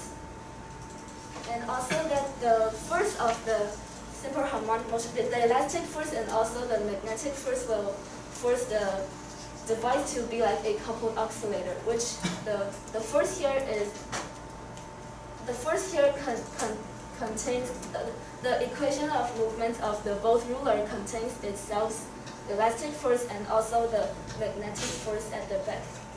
And this is my experiment setup where this is the sensor and these are the magnets. So the distance between the sensor and the magnets is fixed because I want to get the same amount of data. And the ruler here subtracted by the base is about 45.5 centimeters. And the bending distance, I choose 4 cm because I set 5 degrees. And these are my variables. The independent variable is the distance of the magnet and the base, and also the distance between the two leaf springs, which will affect the magnetic force between them. And the dependent variable that I want to find out is the periodic time of energy transfer and the displacement of the two identical leaf springs. So I want to transfer the sensor data into centimeters for my future observation will be more clearly. So I've made an adjustment process like this, and I draw a graph like this. So I can use this function to transfer the sensor data into centimeters. And I also made a pre-experiment to know that what does the magnet actually influence the ruler. So the blue line is the ruler's original oscillation without adding a magnet. And the orange line is for when I added a magnet. So we can see that there is an increase and decreasing of the magnet, of the ruler with the magnet, and also that the periodic time is not actually changing much, but the equilibrium position is changing because there is a repulsion force by the ruler. So this is the data I get from ruler number 1. So we can see that it is similar to my observation that it has an increase and decrease with a similar periodic time. And we can see that the equilibrium position for this is about 4.8. I chose to use the sensor data initially at 400 because I want it can increase and decrease in a amount of value. And I can see that if we separate them into the periodic time that the energy transfer, the initially gap here is about 1.8 seconds, but the others are about 2.3 seconds. And this is the data I get from ruler number 2. The equilibrium position is 5 cm, which is, I try to make them the same, but there is a little difference. And because of a sensor connection problem, the increase and decreasing might not be so significant, but we can still observe that it has an energy transfer between the first ruler and the second ruler. So if we put the two rulers together, we can see that here is when the first ruler has an energy transfer. And if we put the second ruler onto it, we can see that when the energy is decreasing in the first ruler, the second ruler enhances oscillations. So my conclusion is that first, the displacement of the two spring leaf is taking turn oscillating while the energy between them gradually decreases. And second, it has a smaller periodic time at first of energy transfer, and after the motion stabilizes, the periodic time is about 2.3 seconds. And alike to a pendulum, the frequency is higher when the length of the base to the magnet is shorter, which we have measured. And also, the magnetic force actually influences the equilibrium position of the oscillator more than the period of the oscillation. And last is my discussion. I want, in my further experience, I want to know that the cause of the different periodic time initially. Is it a deviation or there are some other factors? And my thoughts is that if it is not an arrow, it has other factors. I think it's because when I bend the first ruler initially, the second ruler doesn't have the acceleration, so the energy is easier to transfer to the second ruler, so the first periodic time is shorter, and it will gradually stabilize at the end. And this is the end of my presentation. Thanks. Okay, thank you. So, the opponent, please ask questions. All right. So in this page you discussed there are other factors. Have you considered the factor of damping? No. No, not considered damping at all. Okay. Can you show me your idealization of the spring? You mean the case? No, you used in your graph you used a line to idealize the string. Use the string in your GIF graph. No, no. Would you say that is appropriate in idealization? No, the one with the GIF. This one. Would you say that is that is correct when you're idealizing this? In this picture, I want to show the increasing and decreasing, but it might not be. Okay. Have you considered external coupling? Okay. Have you considered resonance in your experiments? For the energy decay, yes. So have you done that experiment? Resonance? No. No. Okay. Have you considered using a different magnetic model owing to your condition? We use plastic rulers and also this aluminum ruler, but the plastic ruler, the result is not so good because it's too soft, so it will bend. Have you considered bending stress when you're bending the ruler? For the elastic force, yes. Okay. Have you considered the Euler-Bernoulli theorem? When it comes to bending, there is a twist. Have you considered that in your theorem? No. Okay, thank you. Have you considered putting a magnet in the front of the spring and the back of the spring, which will cause a difference in magnetization? We tried, but the back is too weak, so we put a magnet at the back end. Okay. Have you considered using a stronger magnet? No. Okay, yeah. Thank you. Okay, opponent have 3 minutes to prepare.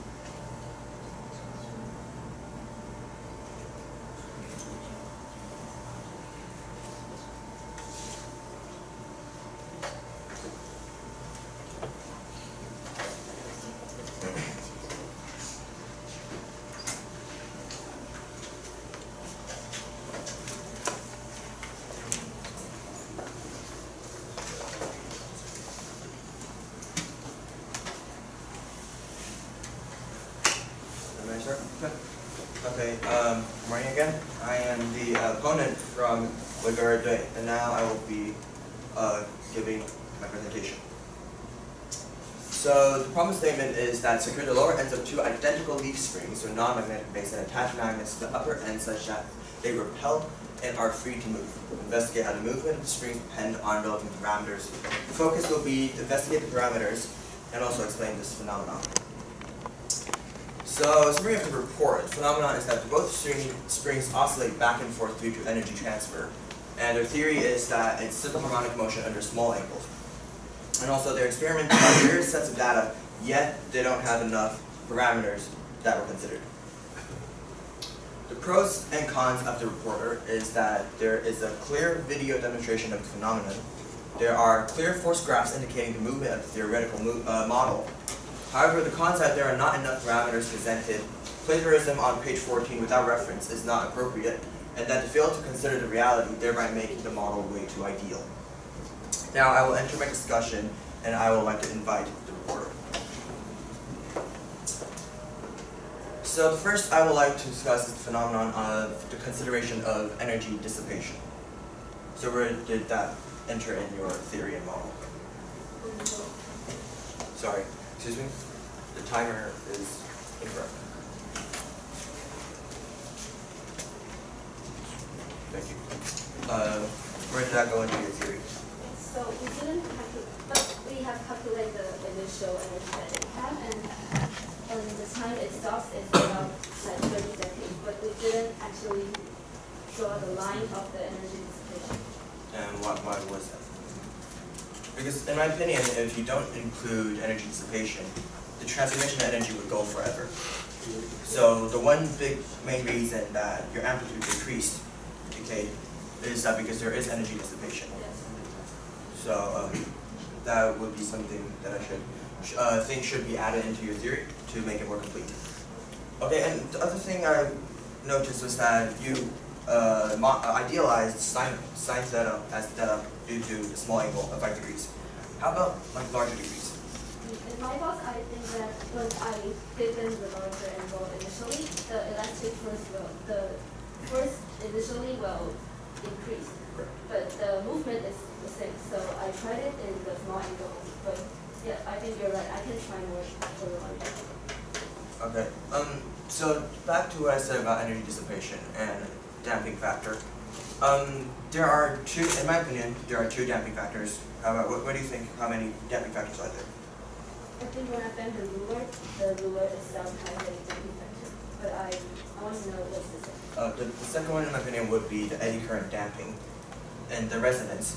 And I think this one, if you want to add it to your model, will be the more significant one, because back and forth, the significant change in magnetic influx will create a large eddy current damping, and therefore will be a more significant one that I think should be added. Can you go to your slide, page 8? Thank you.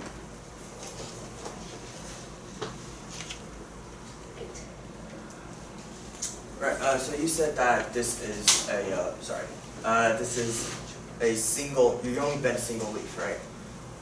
No, this is a prediction. Oh, this is a prediction. Do you have a actual tracker?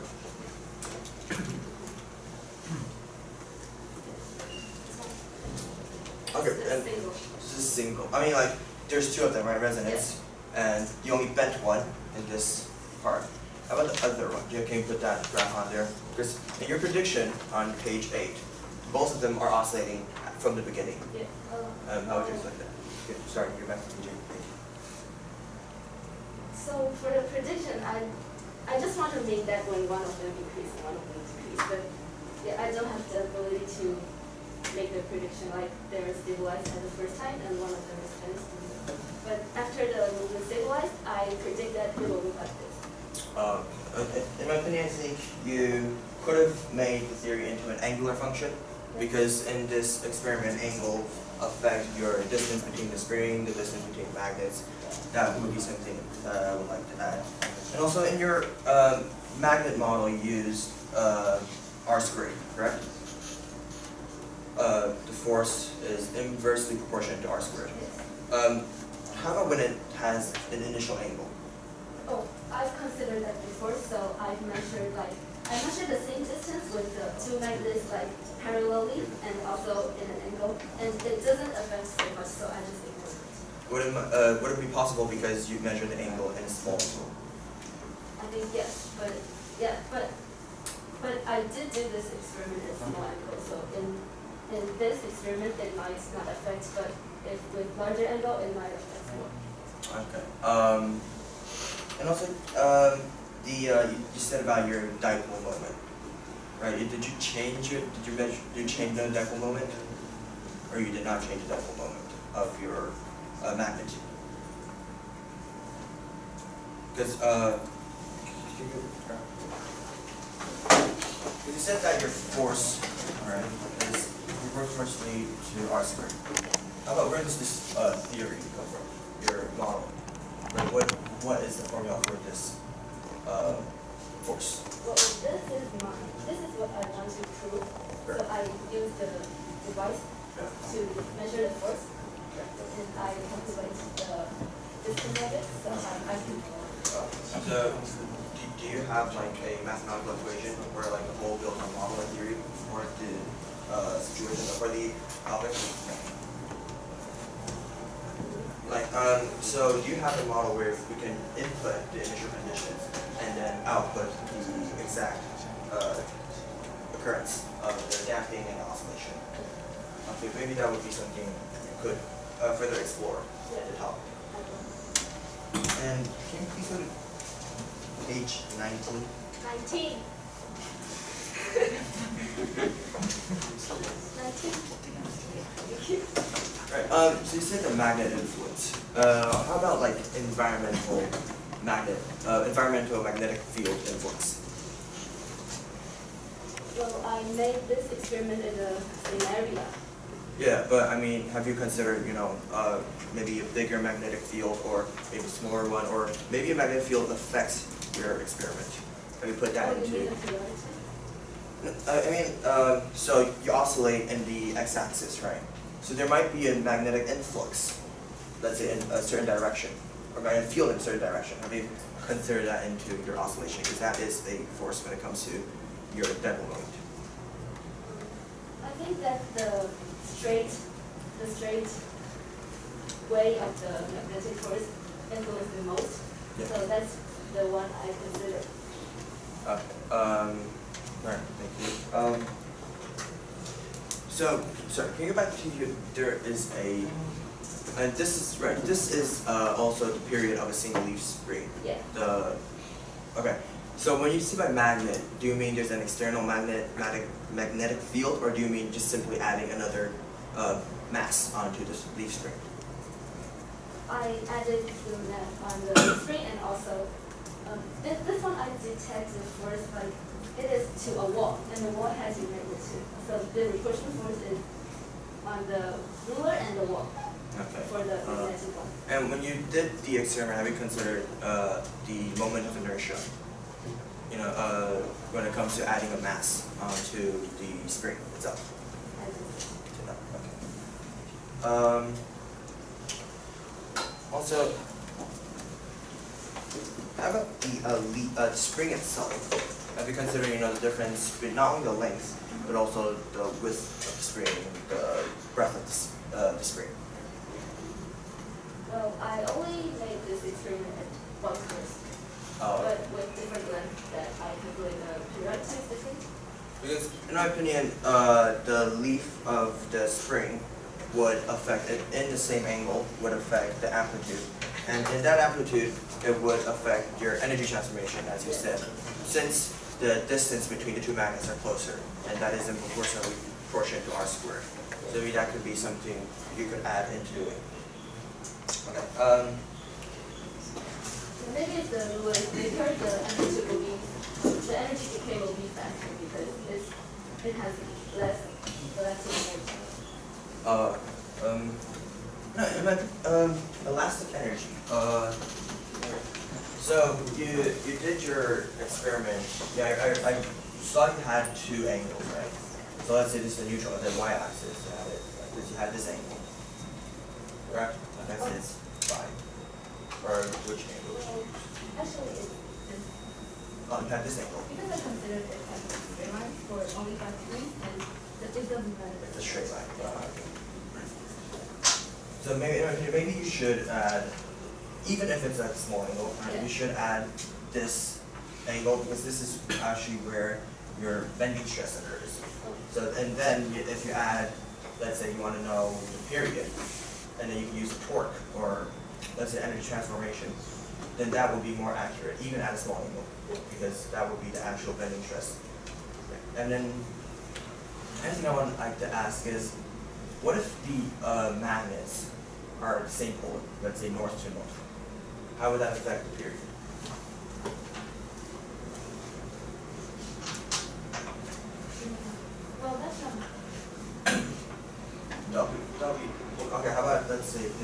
different poles of the magnet.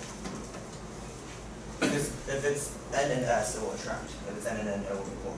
How about in your experiment you did the same poles? Okay. How about N and S? What if it attracts? Does it affect the period? It just stays together. Just stick together? Yeah. When I bend one and release, and they. Even at a significant distance, what if you prolong the distance? Because one of your parameters was the distance, right? Yeah. So what if the distance is long enough that it will affect the other one without attracting? Have you done that? Okay. What do you think? Actually, that's one of my questions, because in my opinion, if it was attracting, then the graph would be the graph on your PowerPoint. But when it's repulsion force, the graph, in my opinion, would not be exactly the same as your graph. But that is essentially your experiment, so no place to doubt that. So did you idealize the magnet? Did you idealize it as a point mass, or did you actually calculate the whole area? For what? For the force, magnetic force. Oh, I think The whole area. Yeah. Okay, so, but in my opinion, if you put it in the back, right, it will magnetize the whole spring since it is a metal. So that will affect the whole area of your magnetic influx. Well, what do you think? I try to here because I don't want the distance here to change because of the. So I tried this with near distance and also far distance and also plastic rulers. But each of them, the magnetic force is too big for me to observe the oscillation. So maybe I can try it with more stronger neodymium magnets. Okay. Well, that will be the end of the session. Thank you. Okay, opponent, please summarize your discussion.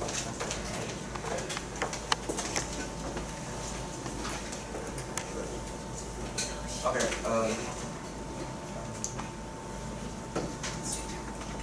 Alright. So, in conclusion, I think the theoretical model should be not that idealized, since there are different factors to consider, such as damping, such as the magnetic model, such as energy dissipation, and the same period they failed to consider both damping and resonant factors, and also external coupling when it comes to a base moving, which will affect the oscillation of the spring. And they also failed to consider that the experiments perform at a large angle and other parameters. And they also failed to explore and overcome difficulties when it came to experimenting. And that would be my summary. Thank you. Thank you. Now, reviewer, please ask questions to both sides. First question I would like to ask to a reporter. Did you consider the resonance from your setup? Did you consider resonance in your setup? No. And for the opponent, do you think the resonance will cause like deviation or superior from resonance will cause like deviation, like into superposition or what? A resonance. In my opinion, resonance will cause them to have the exact period and the exact. Okay, so can you try to define the coupling, with different coupling situation? Since that in your theory you have mentioned that you use coupling model to describe it. Yes. Okay, so did you try to define it? I tried to, but the energy decay hasn't. Okay, so for the opponent. Since that you mentioned the bending angle, if the bending angle is large, what would it affect? If the bending angle is large, when you're building a model or a theory, it will be more accurate to the reality, since you're not idealizing a small angle.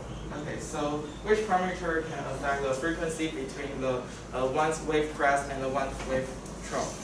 Like the length of the pendulum. The length of the pendulum. Only the length of the pendulum.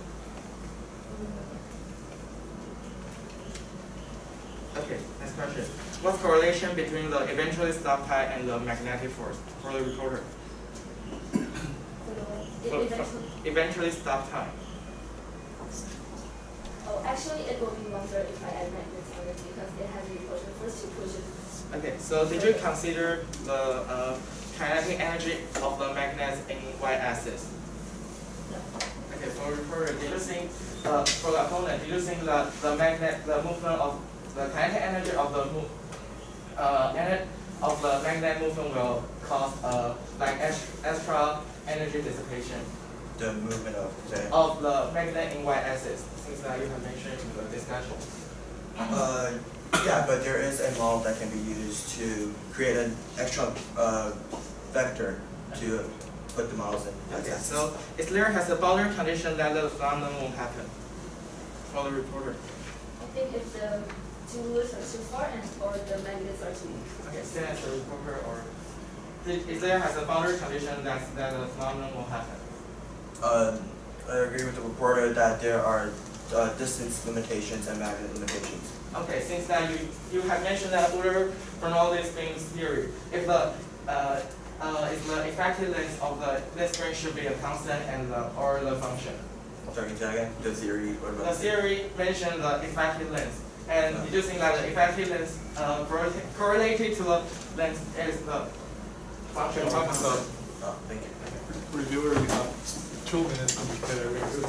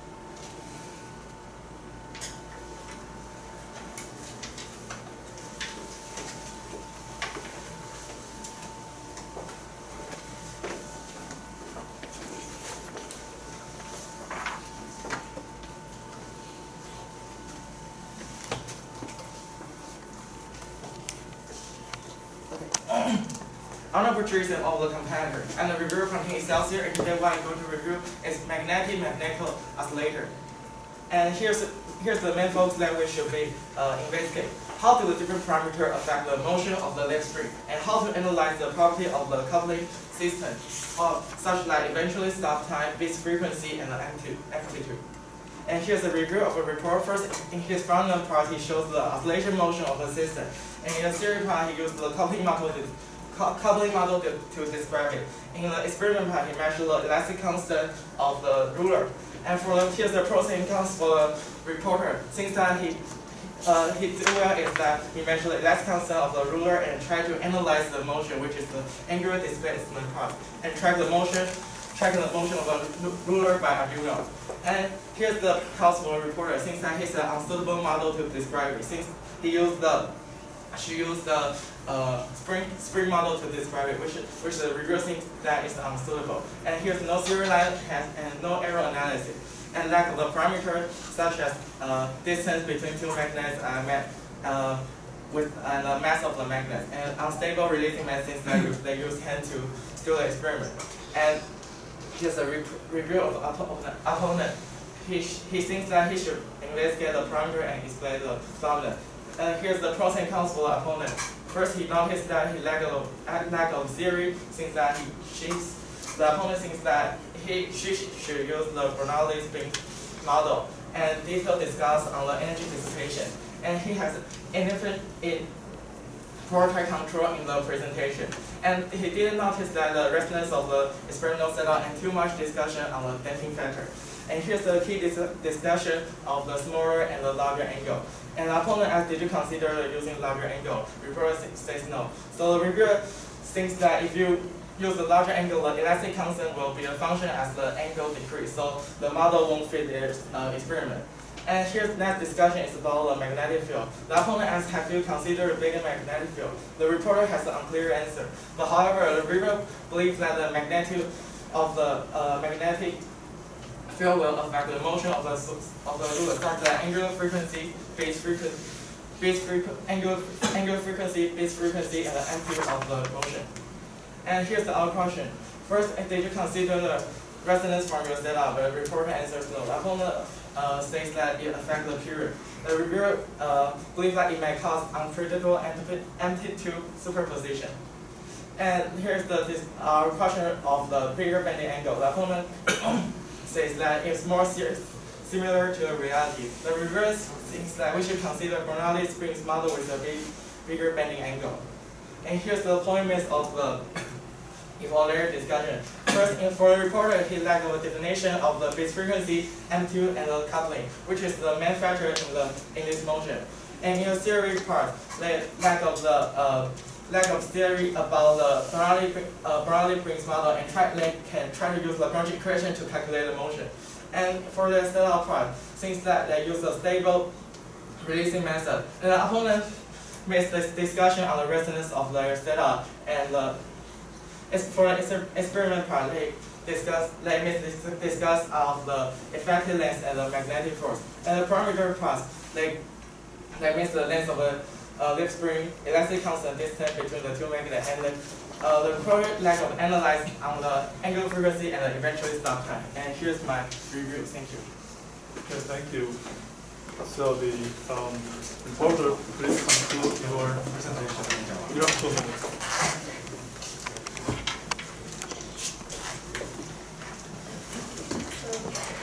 So for my conclusion, the first ruler has the most elastic force, and so the second ruler will have the biggest repulsion at first.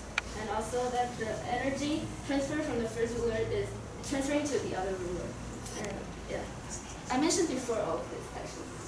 And the point that I want to say is that I didn't consider the damping and the twisting of the rulers, which I can improve. And also the frequency is affected by the length of the ruler that I have mentioned. And also with the resonance parts, I think next time I can measure the XT graph like in the stabilized movement to like decrease the resonance that I test. And also the angular function can be applied for better prediction, because in my experiment I see it as a straight line.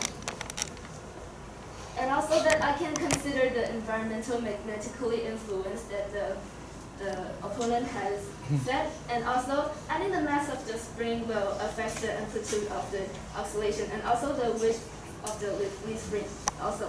And does the mass on the lead spring affect the periodic time? And I think yes, because it is making the mass on the device heavier, which will cause the more energy dissipation while the energy is transferring. And also does different polar attachment repulse or attract produce different phenomena? And I think this is what I can do further, but in my hypothesis now I think yes, of course, because one is repelling and one is attracting. And this is the end. Thank you. Okay, thank you very much. Any questions from the juries? I have a question about the component. So you mentioned resonance. What resonance? When they have the same bending angle towards each other. And the resonant like this. So for parameter, you can tune resonance at all, right? I mean the distance or what? The same angle. If I want to do a resonance experiment, there are different parameters such as distance, magnetic force, and such. Right. But I think one thing that it can be a limit of the topic would be if they both have an same initial angle. So you're talking about initial condition. Yeah. Okay. And our reviewer, you also mentioned resonance, or resonance. I think when a ruler will vibrating, right? Yes. In their setup, they use the non-magnetic to connect two kind of leaf spring. Yes. And this place will vibrate together to cause the unpredictable and-to superposition to the ruler precise precise place. Any more questions, Professor? Yeah, for a reporter, yeah, in your experiments, you have observed the so-called out of phase only, like this. Okay. And have you ever observed the in phase observation, like this? You mean in your experiment? I don't know yet. Have you ever observed this phenomenon?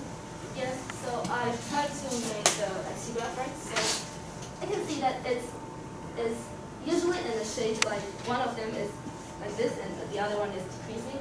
So that means that when one of them is moving against its sensor, the other one is also moving. This one is closer to the sensor, so the value comes slower, and the other one will come further, so the value is closer. So I think the movement is in phase. And can I ask one more question? Yeah. Talk about eddy current damping. Some quick. Yeah. What's your opinion? I think because of the significant change in magnetic flux and the significant eddy current damping, I think that would be the greatest damping factor when it comes to this experiment. Okay. Any more questions? Okay, let's present the score for. Are you ready to show the score? Or just a few more minutes?